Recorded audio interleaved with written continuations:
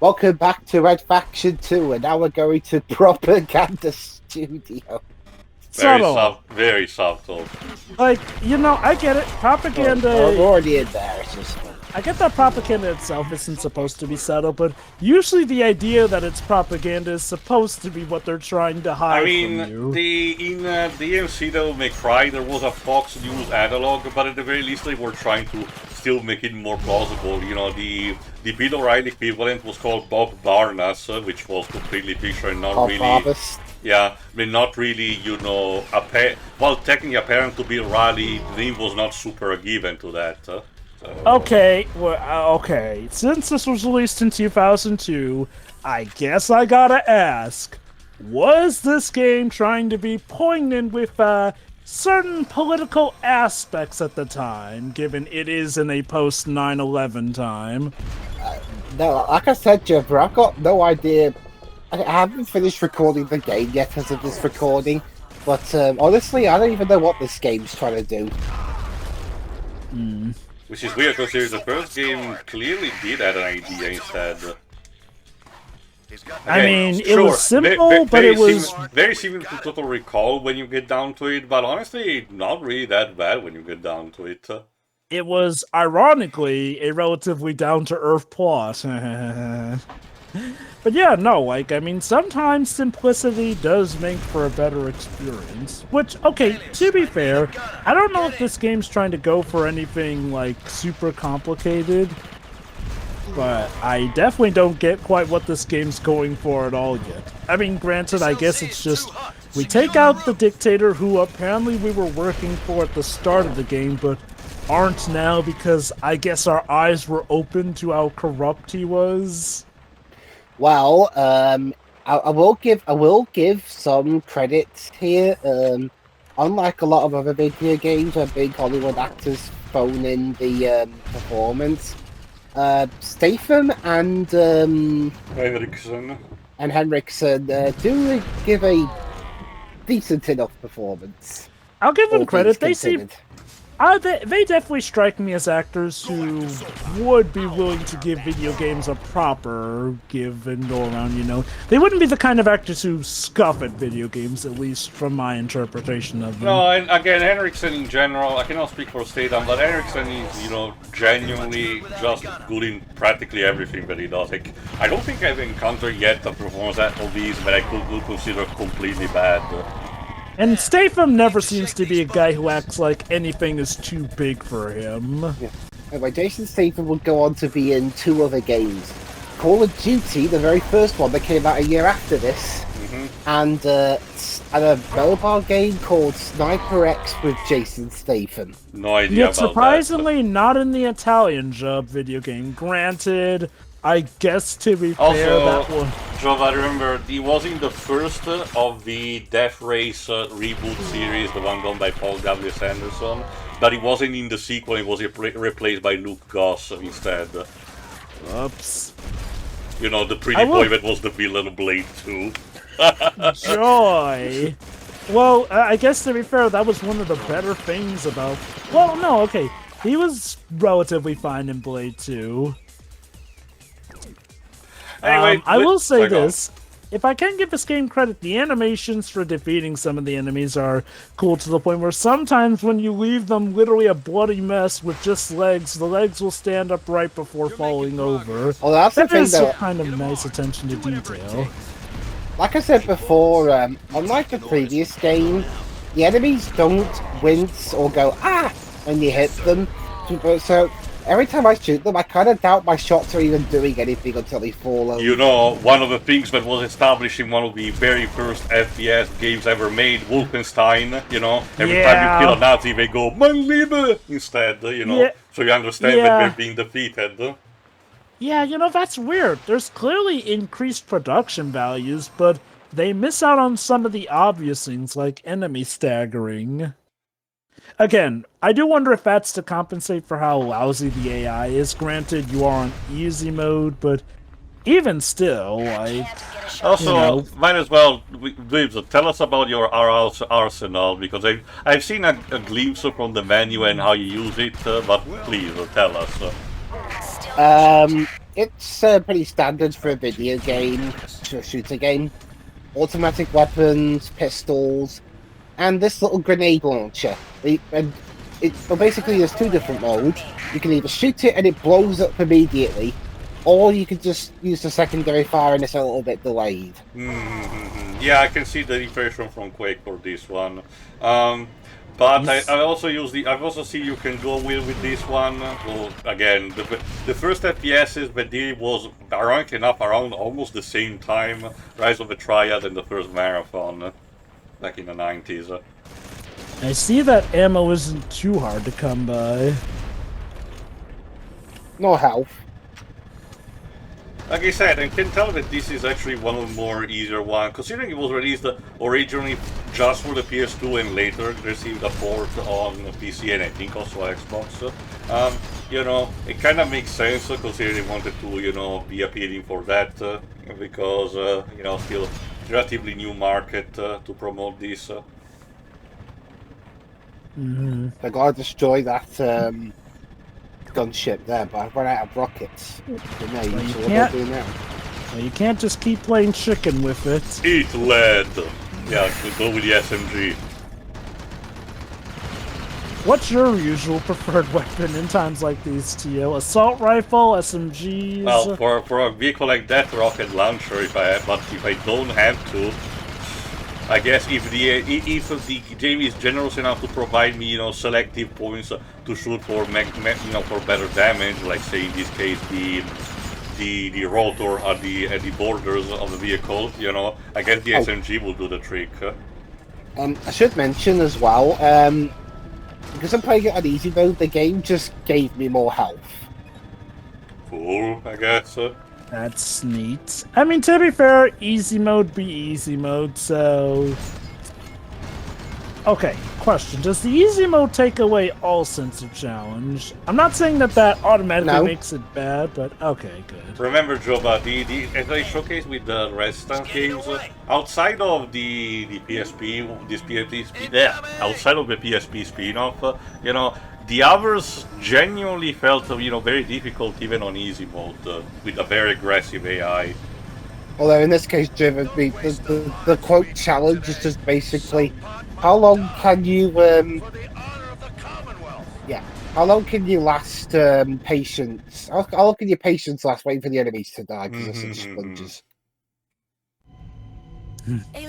I mean, granted, is it like this on harder modes too as well? Sopot. Yeah, also now we're in a turret section. Which looks like the intro for the first Bioshock, the way it's panning towards the city. Yeah. I mean, interesting... yes, as you can see, there are innocent people that you can shoot inside the building too. Why, Dwibs? Why? Because it's there. Because they're there. Dwibs, these are literally random buildings we're flying past. You know, Dwibs, you will be a very perfect addition to Team America, just saying. Yeah, I think even Team America would fire him for lack of restraint at this point. Nah. Jova, it's America. Lack of restraint to get rewarded. America, fuck yeah. Coming again. Remember, Jova, fucking day, yeah. Their introductory mission is them blowing up the Sphinx and the pyramids. Hey, terrorists, terrorize this. So basically, chase down Sopot and kill him with this turret section. Also, Dwibs, I'm not sure how that's favorable to you because basically that says that you're probably more American than British. I'm not sure, you know, how prideful of your nationality you should be at this point. Oh, and to answer your question, Jova, no, the Sopot bit, it goes on for a while. Also, I don't think I haven't seen it. One of the enemies just literally, you know, skated, use a skating move to get in position instead of walking down. Beautiful. I'll be fair, you know, early 2000s, so some animations maybe couldn't be as precise, especially from this distance. Yeah, actually, that's something that I didn't mention yet. I actually have also the PS2 version of this game, but I never bothered to try because after the old THQ, failed and went bankrupt and put its IPs on auction, if I recall correctly, originally this was bought by Nordic Games, so it wasn't a thing that was, passed on to Deep Silver and then on to, THQ Nordic. The point is that it's still part of the Embracer Group, but much with a lot of all the THQ property, it goes on sale relatively quickly, all the time. And this was actually included in an Humble Bundle, actually, part, say one of the rare ones of a PS4, and I did got it, but I never tried it because there were more interesting stuff that I got in that bundle. As for the music, since we didn't talk about it in the last game, Dan Wentz returns from the first one, but we also got 2 new ones listed according to Wikipedia. Frankie Vivid and Kate Marlin Nelson. Interesting. Any correlation to the original in that regard, or they're just bad? I don't know. Just having a look now. Hello? I get why he stops to take out some of the ships, but in context, why does he bother staying by some of those things when he could just zoom on to take out Sopot? Yeah, you can tell this is a PS2 era third section because it goes on forever. Yeah, Again, no real I actually one of the few people who normally enjoys third sections. I don't think they're the bane of FPSs. But I like them too. Well, in the general consensus on the internet, it feels that, while technically doing nothing bad, they basically, stop the momentum of the game to let you just, vent down for a few minutes, on something that's more on rail, which, your mileage may vary, basically.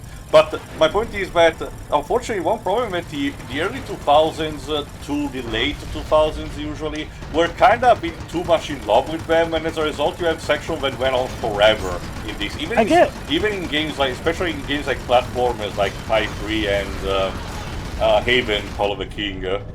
I get why they did it during the PS2 era a lot. It was to, again, showcase, guys, look at the power of our system, because a turret section is a perfect way to get to showcase that. You can show some more close-up graphics and show some good details, while also pretty much getting to more or less tech demo show off the scenery, while there's still technically being gameplay a la the turret section.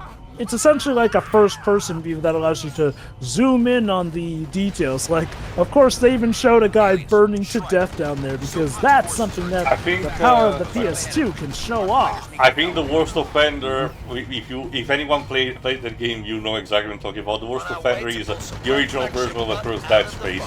Right in the middle of the game, you have to do a third section against a set of meteors that are about to collide with Ishimura, and you cannot take that much damage, and it's very, very tight. You cannot do that many mistakes. So it's basically the fight or flight moment of the game.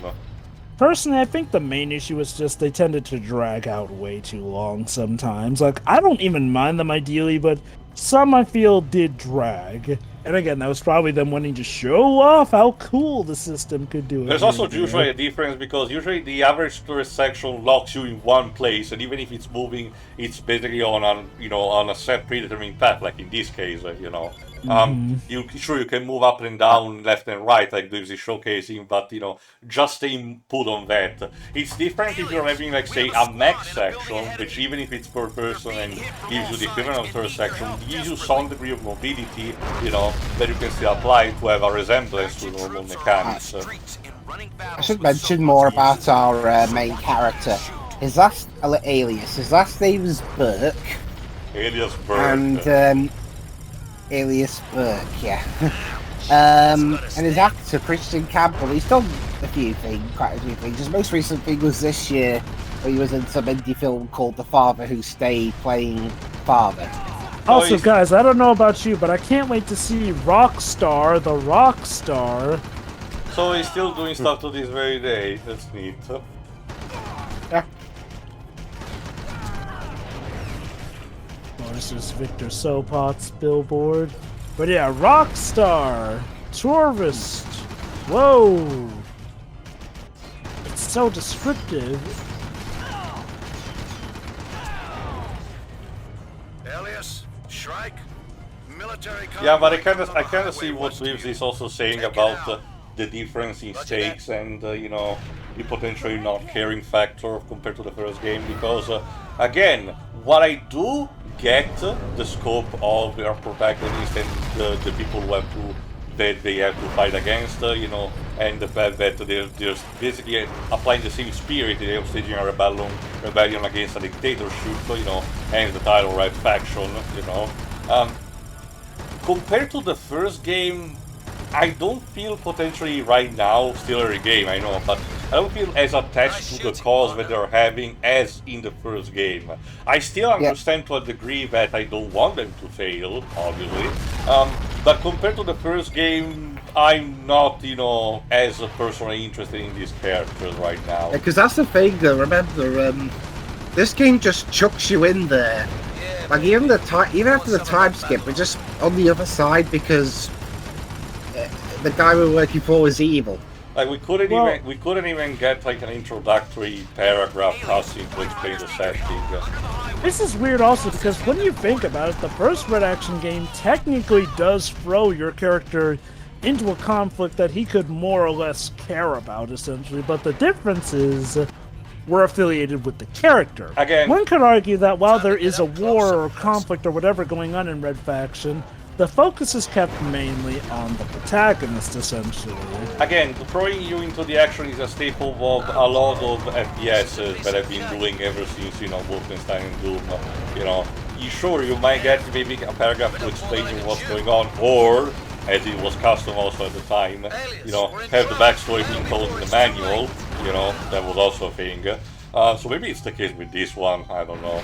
Far be it from me to suggest that they were trying to rip off Halo, but I can't help but raise an eyebrow that we go from a well-defined protagonist with identity to a protagonist named Alias Burke who feels like he is an empty shell for any player to pretty much step their shoes into, essentially.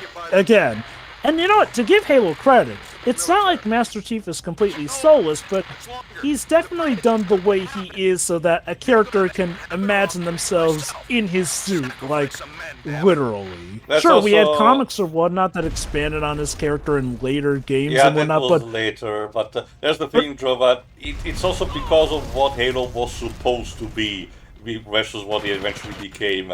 It was supposed to be basically a spin-off of the Bungie's previous series that they did for, Macintosh, which was called Marathon. And the idea is that the character there, while technically having a sort of an identity, could be basically a proper representation of the player, and Master Chief was supposed to be a more 3D evolution of that. But they changed that along the line. And now, thanks to the TV series, it's also ruined forever. God. I've heard the second season may have been better. I just can't. Doesn't matter. It really doesn't matter, Drova. Anyway, it's cancelled anyway. True. But again, I don't want to. God, that voice is very weird coming out of that guy.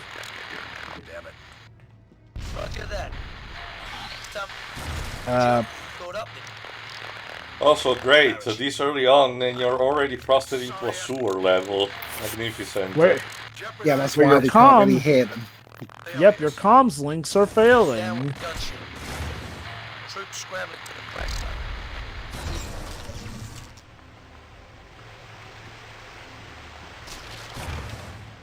Is this the bit when you had to cut back on the voice work because Henriksen and Stephen were charging by the hour? Also, I noticed that instead of a torch, of a flashlight, you do have instead night vision goggles, which I get it why they did that. Sci-fi, so we need to be feeling fancy with our, tech. But I don't know, flashlights usually tend to work better. Doom 3 had one. Okay, so this is one where I did get a bit stuck. Basically, you have to try and escape this section by raising the water and finding your way out. Now, unlike the previous game, this game has a underwater meter where if you stay in there too long, you'll drown. Yeah, the air meter. Which makes sense because we don't have an envirosuit this time.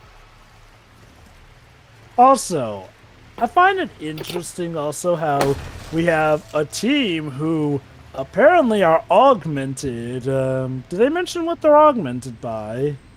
Cybernetic implants. Usually it's that. Plot armor. Or is Yeah. it nanomachines? No, Again, this was still early. I don't know yet. This was early 2000s, and sure, Metal Gear Solid 2 had been released, but usually the hip thing was still cybernetic implants at this point. Also, to be fair, nanomachines entered the equation with the first Metal Gear Solid, but you know what, you're right, it could just be a coinkydink or, you know, the sci-fi craze of the time. Again, I think one of the main issues is, you know, it's weird. Why is it that in a game that didn't focus as much on the war, I was more concerned with the war than this game that seems to directly tie to the war instead? That's the thing, Jova. I'm not even sure this isn't even the same war.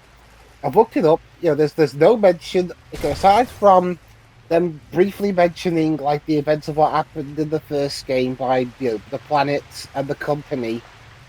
That's it. There's this game almost literally has nothing to do with the last game. Yeah, but the only thing that they borrow from that is the idea of having a rebellion against an oppressor. Again, red faction, communist revolution. Okay, maybe I missed some details, but I wonder if the idea is that the tutorial was us working for the bad guy, so then 2 years later, now the rebellion that the first game was talking about occurred, started by... Not even that. No, it's got almost nothing to do with the last game. Wow. So what was even the point? Because. Okay. There is like one bit. K-Pet from the last game. Yes.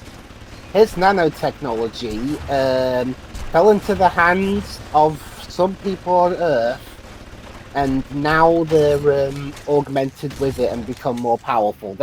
There's your link to the last game. Oh, so it is nanomachines. You'll take and you'll like it. Also, I think if I had to guess, Joe, I think it's also at least to me, the environment so far.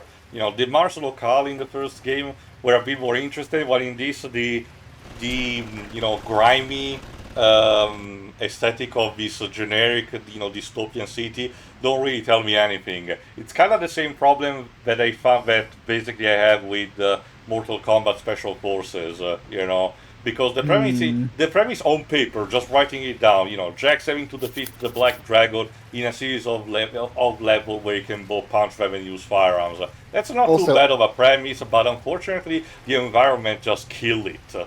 Also, you know how the Earth Defense Force, the EDF, helped us to get rid of the evil bad guys in the final cutscene?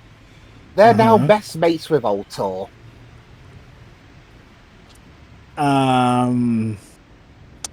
Okay. Wait. Ultor? The evil villains in the last game. Huh. That doesn't make any sense. I don't know. Maybe the third game explains it more, but... Will it make more sense if I jingle keys in front of you? No, that might actually make it worse. I mean, okay. I get it. We were still in that weird phase where, while story was being more well-regarded, it wasn't a be-all, end-all. Why even bother? Never mind. But yeah, no, I get it. Gameplay still would have been more important at this time in gaming, but even still, it feels like they didn't... They, quote, reorganized Ultor instead of just, wiping them out and doing their crimes. Maybe the game is better when you're playing in multiplayer? Oh, shoot. What happened to that guy? Maybe it's like with Halo, right? Like where Halo, while having good campaigns, the multiplayer is definitely the main reason why it became such a big thing. From what Dwibs says, even fans really look at this as the black sheep. Like, did it have a multiplayer to save it? It did. I haven't played it yet, so okay, well, jury's out back in the day, what were fan reactions? Like, was it like the story campaign may have sucked, but the multiplayer was still good, or was like even the multiplayer looked down upon? I haven't heard much about the multiplayer actually. All I've heard is the campaign or lack thereof. Which I guess to be fair, Red Faction, that was a series that was more focused on its campaign than its multiplayer, I'm guessing. To an extent.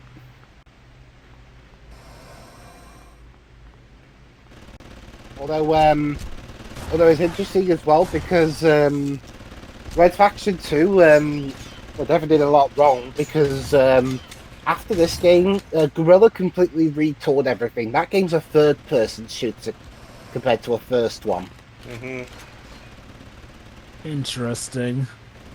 So I'm guessing what happened was the first game came out, people loved it. The second game came out, black sheep effect, so it took a while for the third game to come out, which I guess tried to do 7 something. years to be exact. And it sounds like the third game, while doing something drastically different, is not looked upon with disdain. No. It even is the one that got the remaster treatment called Remastered. Get it? Ha ha ha. By although I Disney haven't Nordic. heard, although I haven't heard too many good things about Armageddon. The fourth game, I presume. Yeah. I don't know almost anything about that one. Then It again, killed the series, so yeah, Volition went to make instead the Saints Row franchise. So it's weird though. Even though Armageddon was the one that killed the franchise, 2 is seen as the black sheep. Wonder why that is. I don't think Armageddon sold that well. So is it like 2 is just like the one that's the most disconnected from everything, whereas I'm guessing Guerrilla and Armageddon tried to connect things better with the first game? That I know of. Again, I haven't played either of those. That's fair.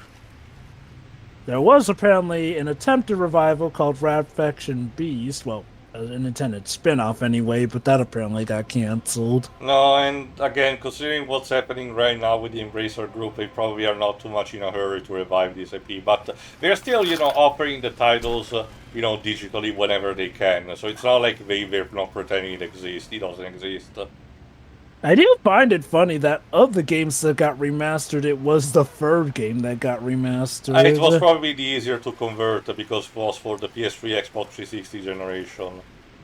Yeah, I guess that makes sense. I'd say Red Faction, in terms of my personal bout of exposure, I'd say in terms of popularity, it's probably on the level with the Resistance franchise. Like, there are fans out there, but... And mind you, it may just be the circles I hang out in. I have not really heard much calls to bring it back as much. And yeah, I'm not saying that nobody wants them lost. back. I'm just saying that, well, Red Faction seems to be one of those games where it had its heyday, but now that that heyday is worn out, you don't see as much people really push big for a revival compared to other series. Yes, Dwibs. It's a shame.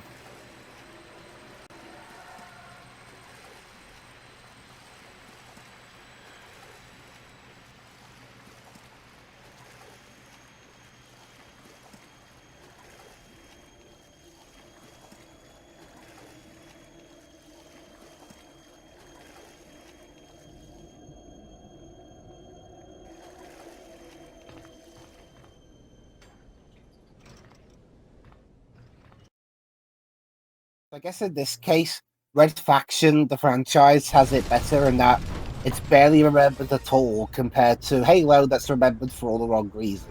It's also Okay, the fact that, if you remember when I recorded the original Homefront, by the time the old THQ was on its last legs, instead of wanting to continue this franchise... Wait, hang on. Really, Dwibs? You're just killing the homeless now. It's a good thing you're not playing Doom 3, but I will. He's annoying. But they thought it was... Have you heard his voice? It'll grate on my nerves. They thought it was a better idea to try to produce a completely new IP that focused on, a North Korean military invasion, rather than continuing this one instead. So... Right, so here we are, train section. Pretty straightforward, just try and get in a hole when the train's coming past, don't get hit by it. Yes, Major? So I'm guessing this, when you're at work and an annoying customer shows up, you're like, urge to kill, restrain, urge to kill, restrain. Nah, my my colleagues and higher ups can deal with that. Not killing. So every time an annoying customer comes up, you just okay. My colleague will help you, good sir. Pedro, it's the Karen effect. After all, we need to speak with the manager. But I won't talk too much about that. But yeah, pretty much. But yeah, I mean, I have heard that Halo Infinity was an improvement on the story campaign, though. Again, improving from 4 and 5. So the general thing that's happening right now, Joe, in terms of problem, is the fact that 343 bled away almost every major important people associated with the project. Yep. But so basically, Halo Infinite at this point is on ice, and basically they're going to figure out what to do moving forward. But compared to launch, at the very least, also the multiplayer is in a better state.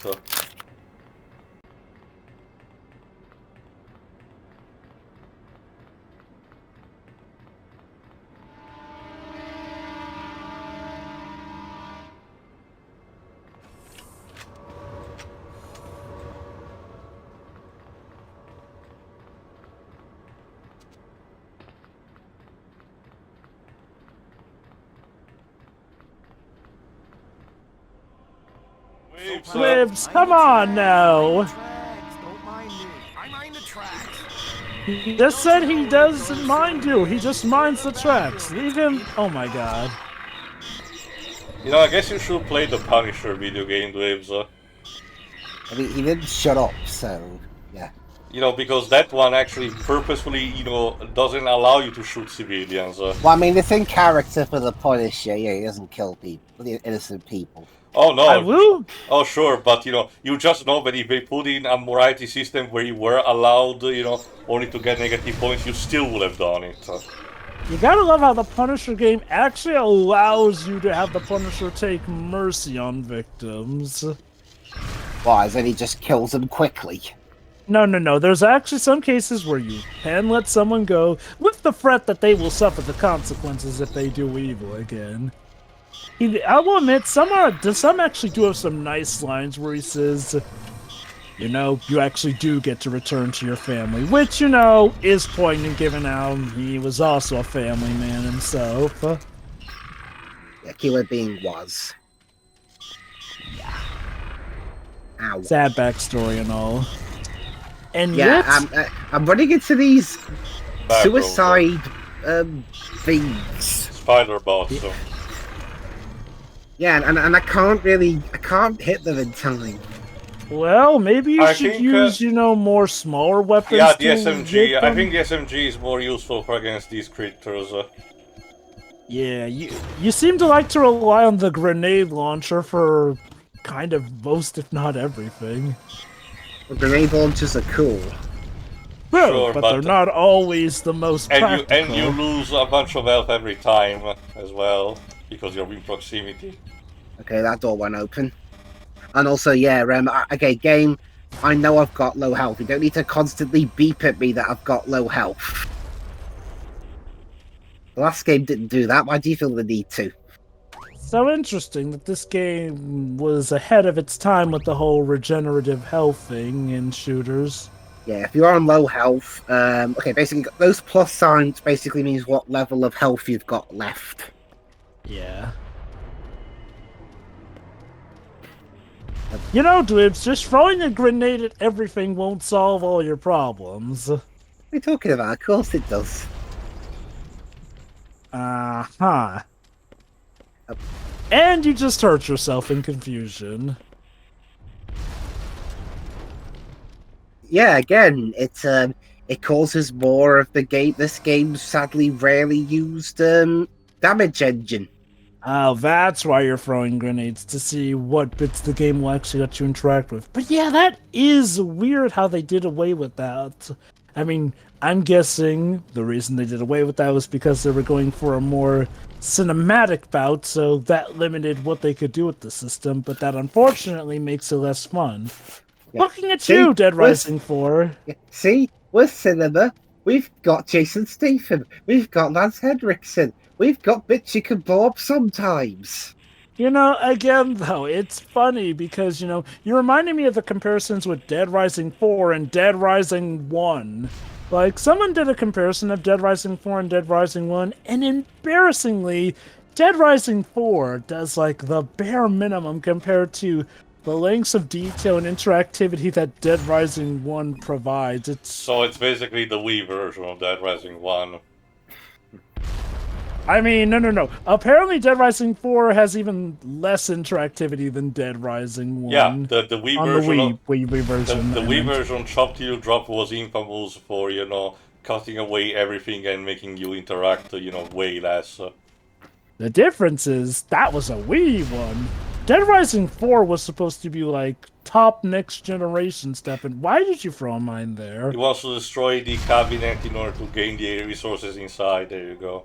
Yeah. Didn't you just squeezed in through as it was? Nah, I tried. It wouldn't let me. Yeah, I noticed that too.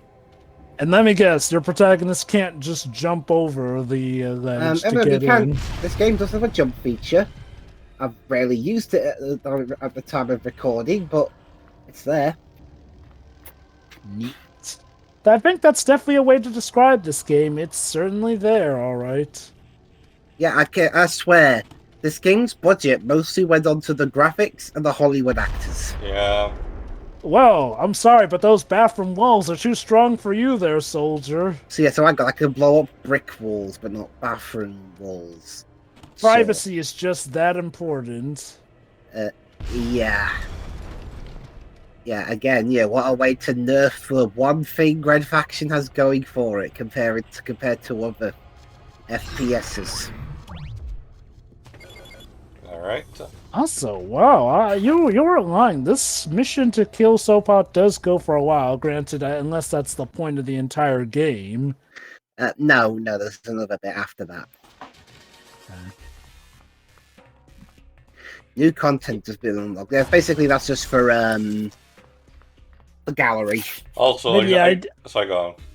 I do assume that there's got to be a twist, since either something goes wrong with the mission or something bad happens after we kill Sopot. Oh, train station. Oh, I'll let you find out in due time, David. That's it. Dwibs, seriously, innocent beings. They were in the way. No, they were. The enemies were on the other bench. No, the ones near me. They were in the way. You literally ran towards those innocent beings to get them in your way. I mean, they work for Chancellor Sopot. They're not innocent. Says who? I told you. So at the last game, they're complicit in the bad guys' doings. You don't even know if they were working for him. They were just sitting there minding their business. Suits. They're business people. One of those women was wearing a dress, for Christ's sake. Business women wear dresses. Attention. The emergency evacuation. I'm too sober for this conversation. Wait. Sometimes in certain circumstances. Also, am I the only one who noticed that blood appeared with that guy before you even hit him? Because you shot to the legs first. Dave shot the legs first. I guess it's not as apparent because he didn't stagger. You can shoot the people, and make them bleed, but you cannot destroy television screens. Yeah. Wow. Now we know where the budget went. The budget really went because I'm relatively confident that the SRM this time would have location-based damage. Yeah, GoldenEye. Yeah. You can do that kind of stuff in GoldenEye, for fuck's sake. Jeez, look. To anyone who's wondering, it may sound like a nitpick, but no, destructible environments in these types of games are the norm. Yeah, but back then, this was this series' main gimmick, main thing to help it stand out. And instead, we can't even do it most of the time. Is that that looks like the IGN logo.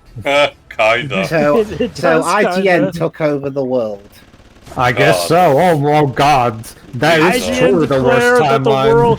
IGN declared that the world had too much water. 7 out of 10. I wish that was the joke that they could be run out with these days. There's too much water. Anyone caught playing as Sonic's friends in anything will be punished by prison. Also, I guess I will take them owning the world instead of Kotaku, but it's like choosing the lesser evil.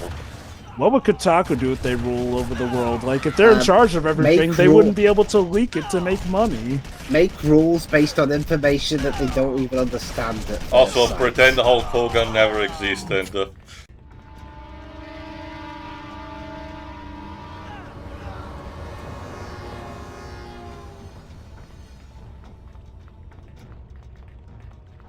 This is gonna get ugly.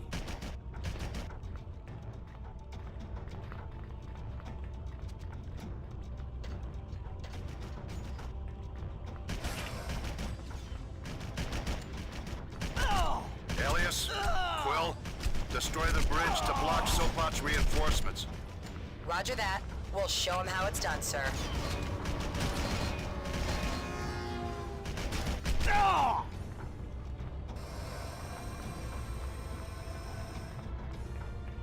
This is gonna get ugly. Getting back to this, we've got a new mission coming up. We've got to blow up this train platform. But how do? Oh, I nearly shot my friend there. Mind the How do we gap. do that? Again, mind the gap. Alias, you're the demolitions guy, so I'll leave this to you. To blow the bridge, Also, see, I you'll need called to it link all cybernetic three replacement. pilots. She has a Knock robotic out the arm, concrete like Bunny layer of Rabbit. each pylon. Then plant Alright, so the we've got to charge plant with 3 steel core bombs inside. in those When you're done, in you'll those have 30 little seconds to get back. plinths, and then I'll be get back watching there your before the back from the time runs scope. out. I guess she has two, just, one that is, a bit longer than the other. You know, Although we'll have to destroy the concrete surrounding it first. Okay, you guys You are know- the Sonic fans. Remind me, because it's been a while since we did that, set AM. Did Bunny Rabbit had only 1 or 2 prosthetic arms? An arm and a leg. Okay. Or, well, actually, no. Wasn't it both legs, Chova? no. Yeah. Both legs. It was only. Yeah. That said, it was only one arm though. Well, Okay. Yeah, only one arm. Yeah. So there you are, That guys. being said, Even if I spared those people's lives earlier, they probably would have died in the upcoming explosion. Okay. Although it is Yeah. important to remember that. Also, yeah, one of the guard NPCs' dialogues is, "We are righteous." peace is our profession. one thing that's silly is like you'll see blood splatters come from these guards, but they won't stagger at all, giving the idea that they were hurt. So it makes it feel like the blood splatters come out Yeah. of nowhere Also- because the guards don't show any sign Maybe that's of what they were doing. damage. This is like Maybe that that's- mission sorry. Maybe that's what they were doing, Dwibs. They're trying to do a peace is our profession thing, like in Strangelove. But it's important to remember, though, that her robotic legs and arm are not prosthetic. They're a consequence of robotization. Oh, right. Yeah, that basically is she true. was partially roboticized before they rescued her from that. You were saying, Tio? Also, I noticed that the blowing out the bridge. This is that kind of the mission that you had in Haze 2 hours into the game. I know that blow up the bridge is relatively common in military shooters, so it's not like I say, "Oh, one invented, everyone copied it." But Ooh, look at those fancy CGI. and he cutscenes. emerges from Got 'em. the Let's go, Alias. manual. That running cycle. Where's Quill? Did she, Do-do-do-do-do. also, where's Quill? Did she make it out okay, given that she was on the bridge with us? Here's Yeah, she's hoping. fine. But yeah, no, seriously. It is jarring how enemies will splatter blood but not stagger at all. It's kind of immersion breaking. Not as jarring as these transitions are for time. All right, then. Like we don't even get for this bit even, we don't even get like a little introduction or anything. We just bam. Yeah, he shows up in the tank, get in the tank, now shoot things. Off The to last- quite the a last start game with this game. The last game had nothing like this. Alright, so join it in the next part where hopefully the game will calm the fuck down.